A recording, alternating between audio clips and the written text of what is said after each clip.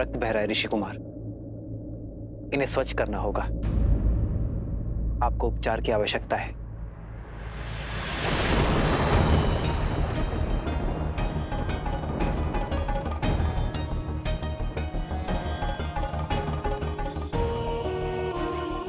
उपचार की अधिक आवश्यकता वीणा की स्टार को है।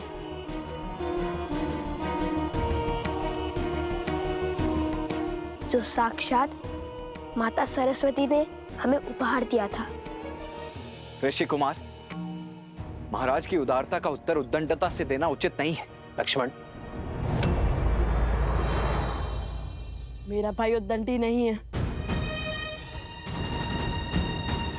केवल उसके मुख पर बुद्धि से अधिक उसके भावों का अधिकार है। राजानुज, बिल्कुल आप ही की भांति। तुम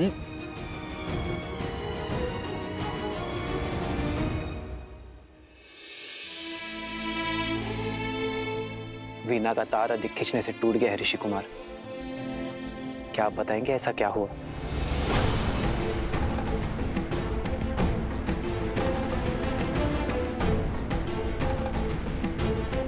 भगवान वाल्मीकि का आदेश था कि अयोध्या जाकर प्रभु श्री राम और माता सीता के गुणगान गाने का, किंतु मुझे किसी ने ये नहीं बताया कि राम सिया की कथा जो हम मंत्र मुक्त होकर गाते हैं वो अधूरी है।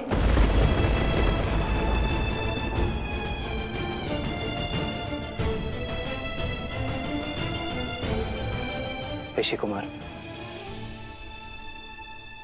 संसार हर क्षण हमारे सामने एक नई चुनौती लेकर आता है, और उस समय धर्म के लिए, कर्म के लिए जो कार्य हमें करने पड़ते हैं वो कठिन अवश्य होते हैं, किंतु अनिवार्य होते हैं।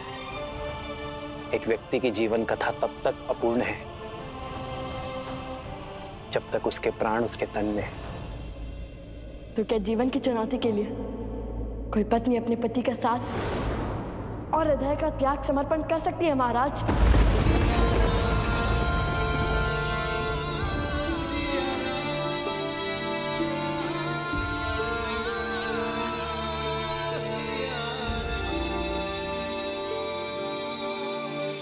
ऋषि कुमार, अयोध्यापति से संवाद संभव है, विवाद नहीं।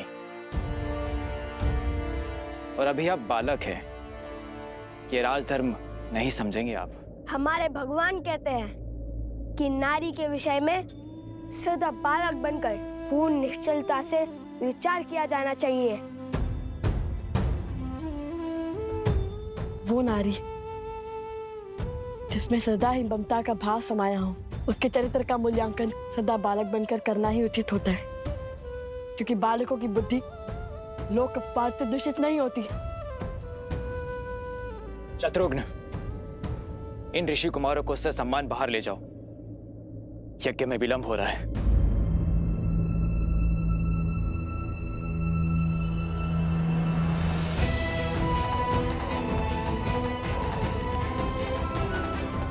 यदि मेरे श्री राम के मन में अपनी संतान के लिए प्रेम जागा तो कहीं उनका तप भंग ना हो जाए। शत्रुघ्न,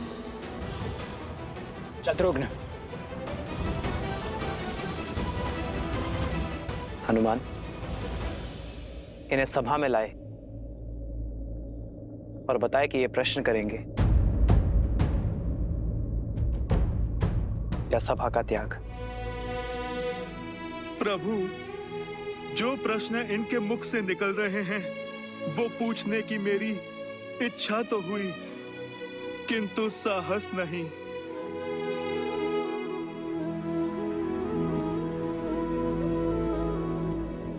तो जो पूछना है वो अवश्य पूछो ऋषि कुमारों, मैं यथाशक्ति उत्तर अवश्य दूंगा।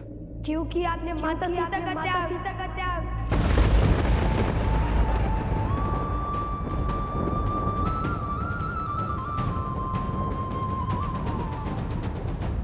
धर्म का आचरण आदर्शों के अनुसार होता है ऋषि कुमार। एक संतान के लिए उसके माता पिता आदर्श होते हैं। अपनी संतान को धर्म की सीख देने के लिए उसके माता पिता को कभी कभी सुख का त्याग करना पड़ता है।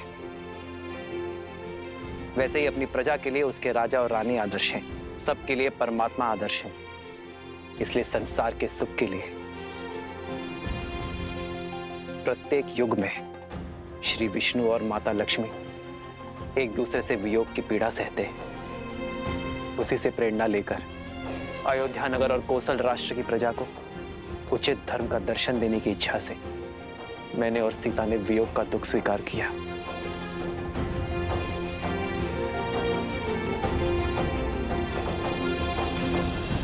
यदि महाराज को दुख देने से मन भर गया हो तो कृपा करके यहां से प्रस्थान करें ऋषि कुमार।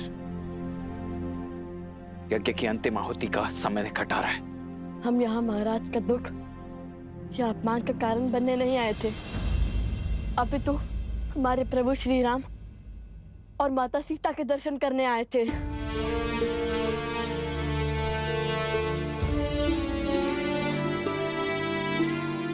पीड़ा है तो केवल इस बात की कि हम केवल महाराज के दर्शन का सौभाग्य ले पाए, प्रभु राम के दर्शन का नहीं, क्योंकि सीता के बिना कैसे राम।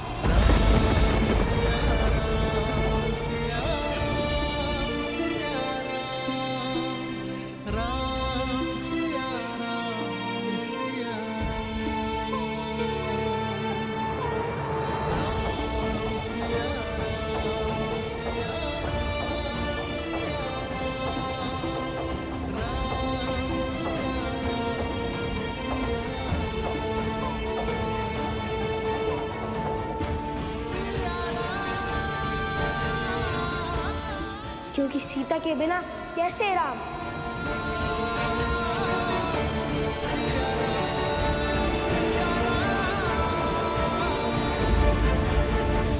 पिताश्री, क्या लव और कुश के प्रश्न उचित थे? जैसे वृक्ष पर बैठे व्यक्ति को धरती पर खड़े व्यक्ति की तुलना में कहीं दूर तक दिखाई देता है, वैसे ही किसी भी व्यक्ति के प्रश्नों की मर्यादा भी उन प्रश्नों की दूरदर्शिता पर निर्भर करती है। परंतु इसका अर्थ यह कदापि नहीं कि धरती पर खड़े व्यक्ति के प्रश्न अनुचित हैं या फिर उसे प्रश्न पूछने का अधिकार ही नहीं। वो समय भी आएगा जब लव और कुश इस समाज को, संसार को और सृष्टि को और भली भांति समझने लग जाएंगे। और जब वो समय आएगा प्रिय गणेश, तब वो दोनों स्वतः ही उस प्रश्न पर पहुंच जाएंगे जो राम और सीता के पुनर्मिलन का आधार बनेगा।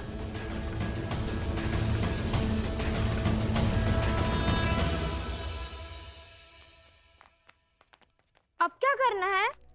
कैसे मर्यादा और न्याय की मूर्त ने अपनी पत्नी के साथ अन्याय किया।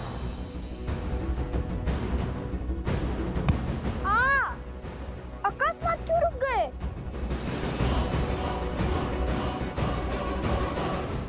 भैया, अगर श्री राम ने किसी और की पत्नी के साथ अन्याय किया होता तो आप दुखी नहीं होते। मूर्खतापूर्ण बातें मत करो कुश। श्री राम किसी के साथ अन्याय कर ही नहीं सकते। वे मर्यादा पुरुषोत्तम हैं। ओम मन्मना गणाधिपते नमः स्वाहा।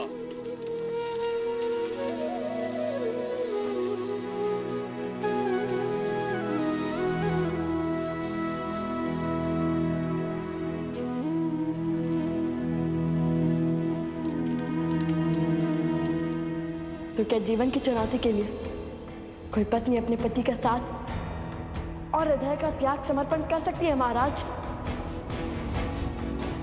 क्योंकि आपने माता सीता का त्याग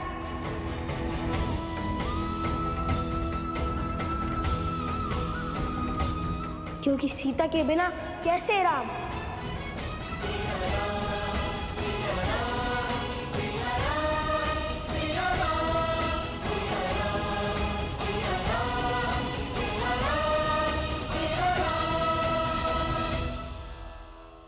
और क्या प्रमाण चाहिए?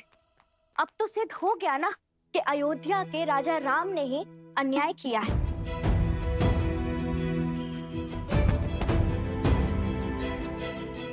नहीं, मैं नहीं मानता। अवश्य कोई ऐसा भेद है जो पूरा संसार नहीं जानता है। अर्थात श्री राम कुछ छुपा रहे हैं।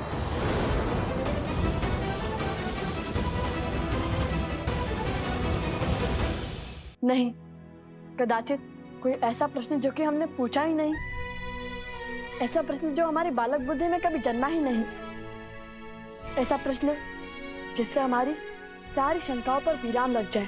तुम्हें क्या लगता है इतने वर्षों में तुम पहले हो जिसने अन्याय के विषय में विचार किया हो? मिथिला के हर घर में बस यही चर्चा होती है लव।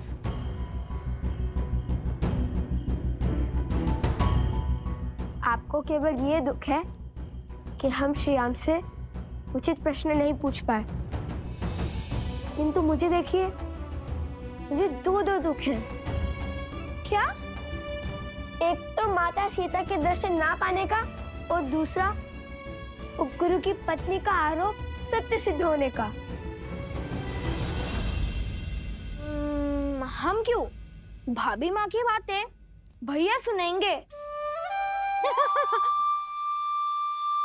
सोमकर, लाओ तो।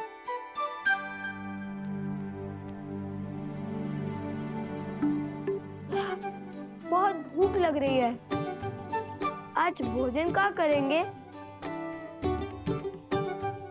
धन्य हो कुमार कुश, इतने बड़े दुख के बीच में भी तुम्हें भोजन की पड़ी है। दुख हृदय में है और भूख पेट में, दोनों अपने निर्णय लेने के लिए स्वतंत्र हैं।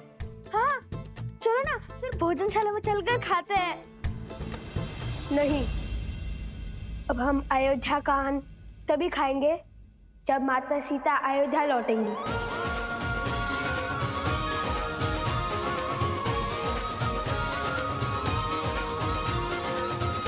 और मैं जानता हूँ कि हमें क्या करना है।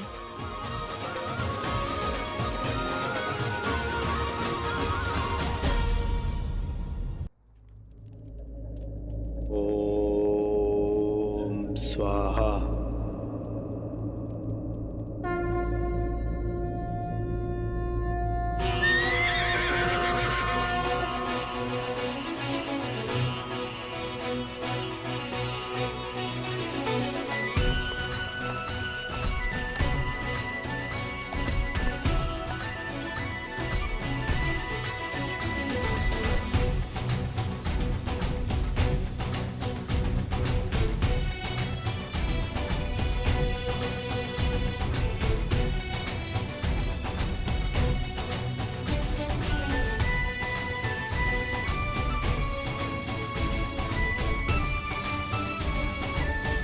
शीघ्र ही कार्तिक शुक्ल एकम के दिन अश्वमेध यज्ञ का यश समस्त भूमि में अपना मुक्त विहार आरंभ करेगा। जय श्री राम।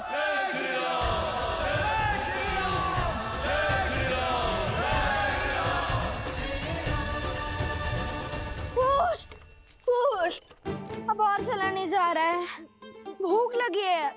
भूख का राग मत चलाको, चलते रहो। तुम क्या खा रहे हो? खा रहे जाओ, तेल चबा रहा हूँ। गले के नीचे अभी तक कुछ नहीं उतरा। खा के बोलो कुछ समझ नहीं आ रहा। तुमने कहा तो खा लिया, अब तक तो केवल चबा रहा था। इतना भी मूर्ख नहीं हूँ कुछ। मैं यहाँ भूख से मरा जा रहा हूँ और तुम अकेले फल खा रहे हो। भूल गए मैं किसका पुत्र हूँ? माता सीता। ये कैसी प्रतीति है, कैसा आभास है यार। एक और लगता है कि कुछ बहुत शुभ घटने वाला है, तो दूसरी ओर लगता है कि कुछ ऐसा घटा है जिससे भक्ति की पावन डोर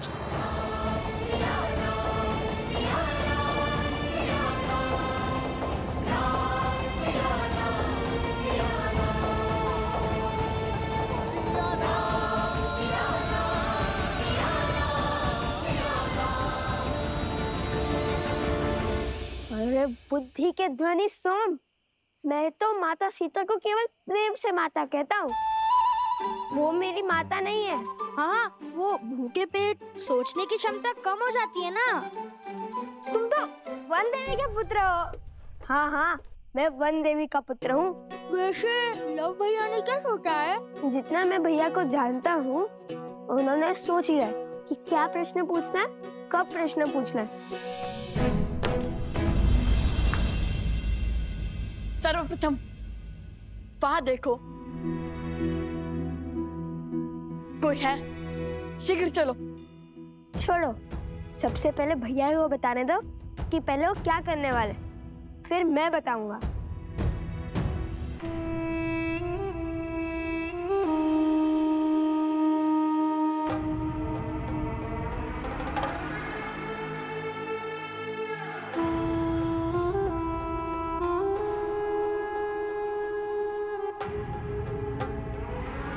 मैं तो साधारण सा दूत हूँ, यहाँ की सूचना वहां और वहां की सूचना यहाँ लाता हूँ। किंतु आप लोग तो ऋषि कुमार है ना? यज्ञ की समाप्ति से पहले ही निकल आए। जिस जगह पर हमारी राजकुमारी के साथ इतना घोर अन्याय हुआ हो, वहां हम कैसे रुक सकते हैं? तो आप भी मिथिला से हो? जी। आप भी मतलब? केवल यही है मिथिला से भद्र? मैं भी मिथिला से ही हूँ। मेरे पिताश्री तो राजदूत हुआ करते थे, किंतु मैं सामान्य व्यापारियों की भांति कार्य करता हूँ। किंतु एक प्रश्न है मन में। पूछिए। जिन्हें मिथिला के राजा ने क्षमा कर दिया, उनसे आप क्यों क्रोधित हैं? आप क्यों नहीं क्षमा कर पा रहे हैं? यहाँ बात क्षमा और दंड की नहीं है, सत्य की है। यदि प्रभु श्री राम अपराधी होते तो भला भगवान वाल्मीकि हमें अयोध्या क्यों भेजते? और वो भी कला के बल के साथ। तो फिर निकल क्यों आए? क्या समस्या थी वहां? समस्या थी महारानी सीता की अनुपस्थिति। हम वहां से निकल आए क्योंकि एक ऐसा प्रश्न मन में उठा जिसका उत्तर हमें शीघ्र जानना है। महाराज ने महारानी सीता का त्याग कर दिया, किंतु हमें पूर्ण विश्वास है कि ये निर्णय अकेले महाराज का नहीं था, और ये निर्णय यदि महारानी सीता और महाराज राम का था तो ये प्रश्न भी हमें उन दोनों से एक साथ पूछना होगा। इसलिए सर्वप्रथम हमें महारानी सीता को खोजना होगा। ना जाने कितने प्रश्न उठ रहे होंगे उन दोनों के हृदय में, किंतु हारे। यदि उन्हें सत्य का आभास हुआ तो मैं उनके मन में आपका पुष्प मुरझाने नहीं दूंगी।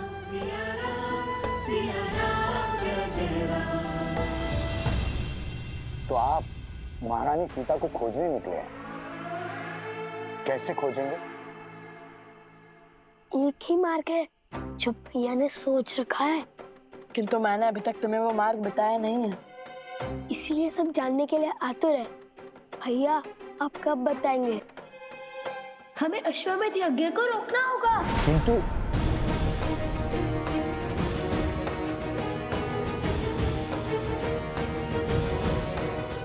लव, तुमने सच में अश्वमेध यज्ञ के अश्व को रोकने का निर्णय लिया है? हाँ, माता सीता को खोजने के लिए हम अश्वमेध का अश्व रोकेंगे।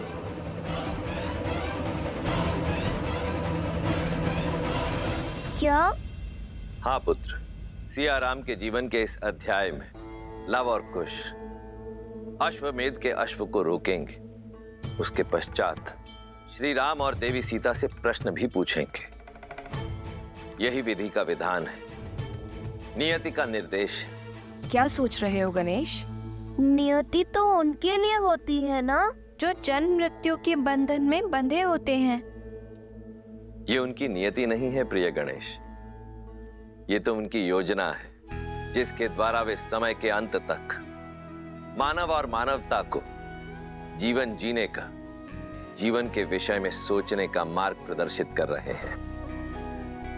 लक्ष्मी और नारायण अपने मूल स्वरूप में धरती पर वास नहीं कर सकते, इसीलिए अपने मानव स्वरूप में वो संसार को मर्यादा का पाठ पढ़ा रहे हैं और अब अपने पुत्रों के कर्मों द्वारा वो संसार को धर्म की शिक्षा देना चाहते हैं। तो अब लव और कुश अपने ही पिता के विरोध में शस्त्र उठाएंगे महादेव?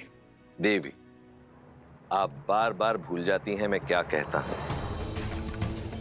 धैर्य रखिए, आगे की कथा स्वयं ही हमारे समक्ष प्रकट होगी।